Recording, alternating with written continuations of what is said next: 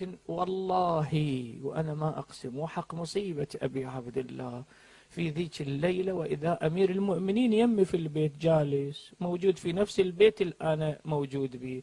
أنا قعدت وإذا بي علي بن أبي طالب وأبو الحسن. قال لي بالحرف الواحد: محمد أنت مو ندى بيت؟ قلت له إيه مولاي. قال: لا تشيل هم لابنك من الليلة.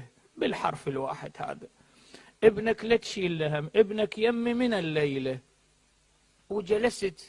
جلست بس أنا من جلست ويا صلاة الفجر كانوا ناس يمي موجودين في البيت خدم للحسين.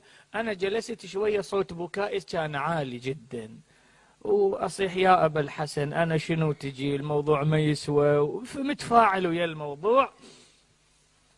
فبصراحة إلى أن إجا الصبح الساعة 9 الصبح اتصلت: كيف أبو ذر؟ قالوا أبو ذر قعد الصبح، مو أبو ذر، مو هو، مو شخصيته، مو أفعاله. أولا طلب يتريق الصبح وراح للمدرسة من وقت، وانتظرته إلى أن يجي ب 12 ونص الظهر. بابا شلونك؟ قال: الحمد لله. قلت له: والصبر؟ قال: الصبر موجود، خير من الله بابا.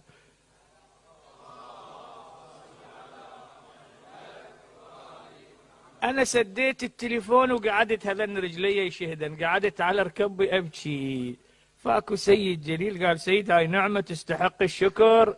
هذا الولد والله من ذيك الليلة إلى هذا اليوم الولد فوق التمام، موقفه، معنوياته، سوالفه، اتصالاته، تصرفاته، المهم لأن تكفل أمير المؤمنين.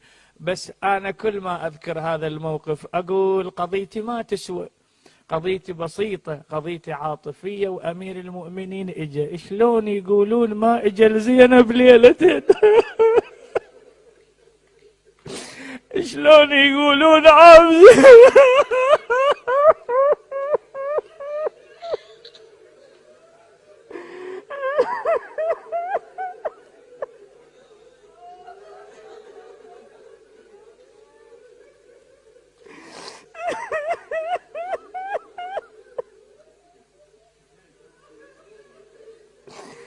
شلون يقولون ما اجى زينب؟ تقول ابويا علي اللي الاول.